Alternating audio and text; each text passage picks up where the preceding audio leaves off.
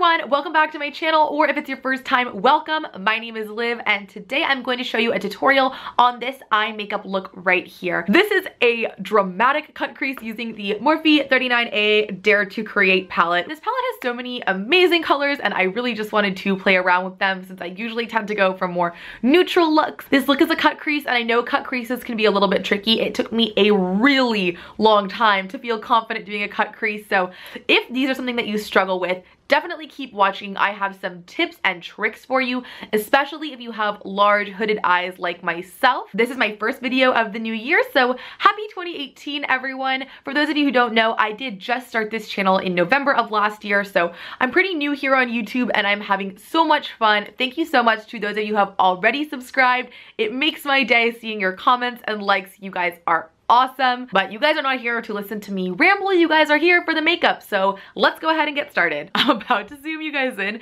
I look just awesome right now. This palette, it's way too big for me to hold it up every time I pick up a shade, so I'm just gonna tell you right now what shades are on my eyes. So I use this transition shade, then the dark, top part of the cut crease is made up of this gray here and the black shade in the bottom corner. Then all over the lid, I've got this light blue shade and this pink matte shade. Cute, cute. Oh, too close, too close, too close. So my eyelid is already primed, and I've just set that primer down with a plain white eyeshadow, and now I'm gonna go into the transition shade and just buff that all over the crease.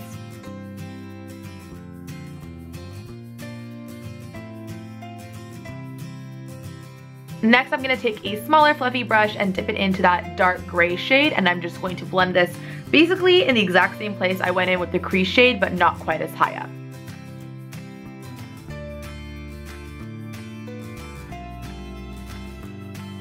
And then I've got this e.l.f. angled contour brush, which is so good for buffing out this part of your eye. I'm just gonna take that to blend together the gray and the brown transition shade.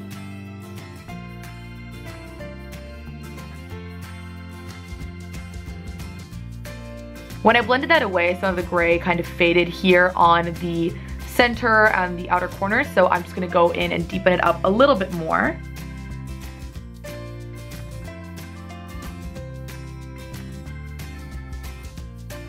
So I'm not calling out all of the brushes I use because when it's just like a plain fluffy brush, I'm pretty sure they're all the same, but I will call out some of them that I do think are particularly good. This is a Morphe brush. It is from the Eye Credible set that I talked about when I did my first impressions of this palette, and it is just a really good little smudger brush. My camera's not focusing, but it's got like a nice round shape and it comes to a bit of a point. So I'm gonna use this to apply black shadow roughly in the shape that I'm gonna cut out the crease later. I'll probably bring it a little bit further down, but I wanna get it a little bit more precise.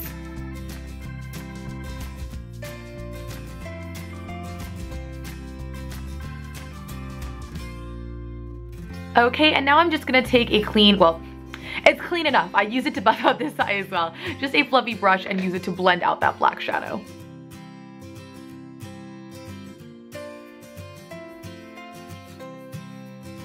Okay, and going in one more time with that e.l.f. angled contour brush because I just want to blend the black together with the gray and the brown, as right now I feel like it just looks a little bit chunky, so this is really good for kind of smoothing everything out. And I don't know what it is about my eye, but that same spot where the gray didn't really stick before, the black is sort of doing the same thing, so I'm just gonna go in one more time with the black and then blend it out again in that area.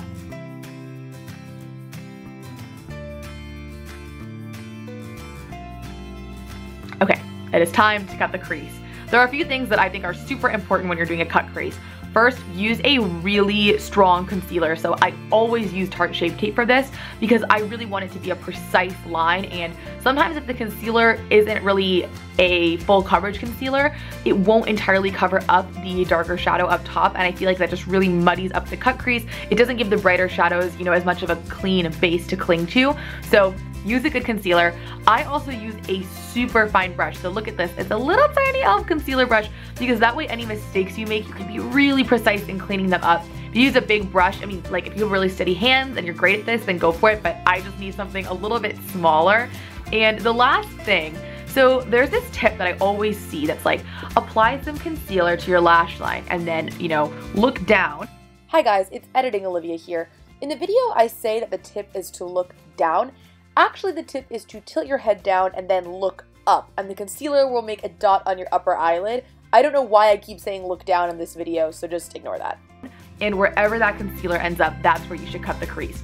I think that works well if you have, like, I don't know, normal size eyes, I guess. I have really big eyes. When I do that, when I look down, the concealer ends up basically at my brow bone, and it completely defeats the purpose of a cut crease. So I don't do that. I basically just keep my eyes open. I look and see, okay, I want to go the tiniest bit above where the crease of my lid is, and I just draw it in there freehand. It does take a little bit longer, but that look down trick just does not work for me. So if that trick doesn't work for you, what I recommend is making that first mark while your eye is open. There you go. So see, if I blink and look down, like, I'm not gonna do it because it'll screw it up, but trust me, it will go higher than that. It doesn't need to go higher than that. That is where I wanna cut the crease. So I'm just dipping this onto the doe foot applicator of the Shape Tape. Sometimes I'll just dip it right into the tube because I'm gonna need a lot of concealer here.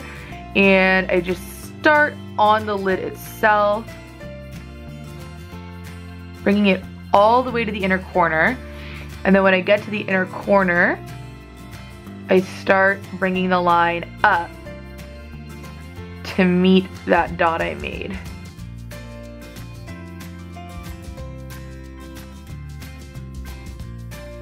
And I like to start with a thinner layer of concealer and then slowly build it up as I get, you know, more confident in where I'm drawing the line.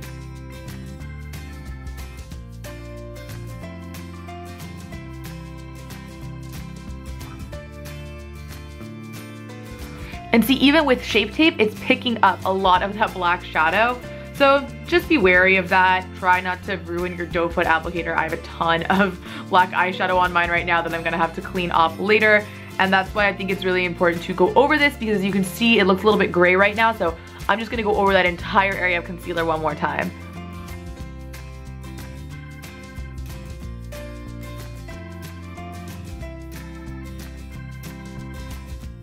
Okay, so this isn't completely even, because of course it's not.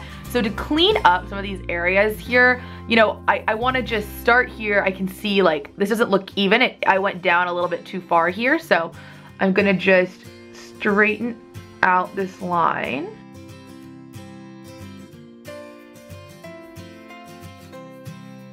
I know the concealer line doesn't look perfectly even here, but when you go in with the lighter shadows to cover up that concealer, you can get a little bit more precise, especially if you use a precise brush.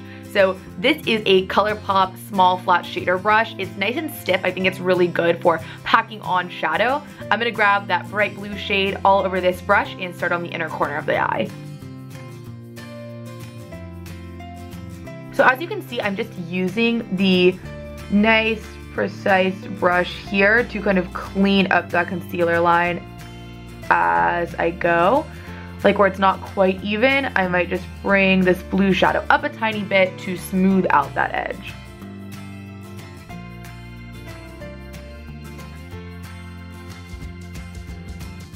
And I'm bringing this almost all the way to the outside because I'm gonna blend it together with the pink, and I want there to be something for the pink to blend into. Next, I'm gonna take another small flat shadow brush and just use it to pack that hot pink color all over the outer half of the lid, following the shape of the concealer. Okay, so I have a question for you guys. So when I do this tutorial, I'm only gonna upload the eye makeup portion. Like, I'm gonna do a full face because I wanna, you know, look good in the intro and I wanna take some pictures for Instagram. But when you see like an eye makeup tutorial like this, do you want the full face of makeup, or would you rather it just be the eyeshadow portion? I personally do not mind watching a full face tutorial, even if I'm only focused on the eye look. Like, I'm happy to sit and watch someone put on the rest of their face, and sometimes I'll get some inspiration from it, sometimes I won't. It doesn't bother me, but I do feel sometimes like, you know, if you search for a cut crease tutorial, you're not looking for a full face tutorial. Like, you want to see the cut crease. And of course you can just like timestamp the eyeshadow part and allow people to skip through on their own, but I just think it's more digestible sometimes to only have the eye makeup, especially with a look that's pretty complicated like this one. I don't know, but I also like filming full face tutorials, so if you have like a strong opinion, let me know in the comments, because I'm really curious what other people think on this issue. Okay, and now it's time to blend those two together. So this, I swear, is a clean brush. I just used it on the other eye to blend these same two shadows together. And I'm going to take a lot of time just blending these two together because I want it to be a really smooth transition.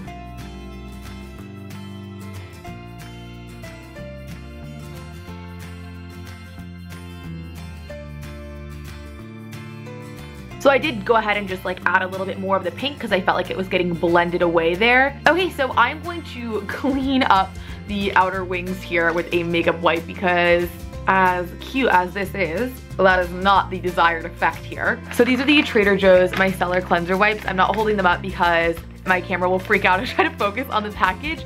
They're not like super great makeup remover wipes, to be honest, but that's all I have handy, so that's what we're gonna use. So first, I like to wrap my finger up in this, so I'm really just using my finger to clean it up.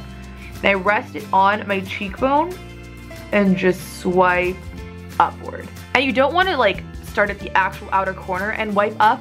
I've done that before because you are gonna put shadow on the lower lash line and you wanna be able to blend that in. So you want it to stop just past the outside edge of your lash line, but like, wow, that makes such a huge difference.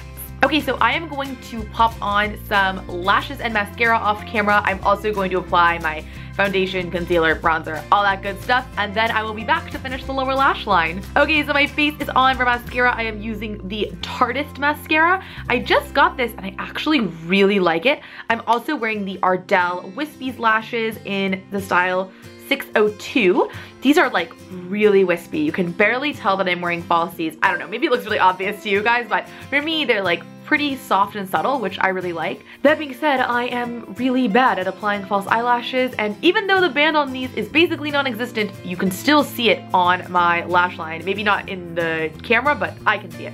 So I'm going to go in and disguise the lash line. This is the Scone Insanely Intense Waterproof Tattoo Liner, which I love. So I'm not gonna go for a wing or anything. I just wanna kind of line the upper lash line with these to disguise where the false lashes are.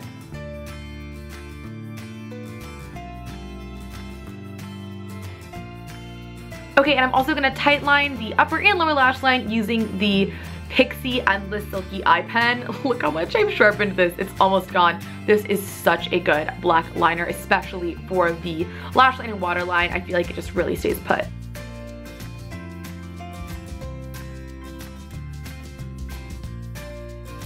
So remember when I said I wasn't gonna do a wing?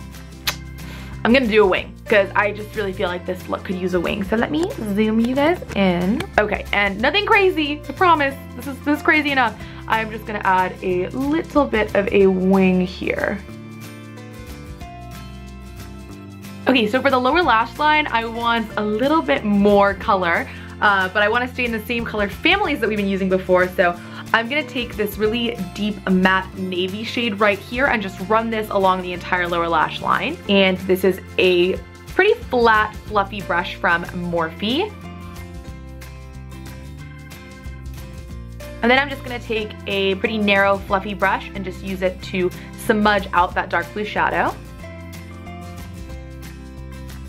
And we do want it to just kind of blend up into that pink. And I like to use something a little bit more precise for this because you don't want it, you know, all over your face. You do want to keep it on that lower eyelid. Lower eyelid? Bottom eyelid? I'm really nervous that this is gonna ruin the look, but I feel like it needs glitter.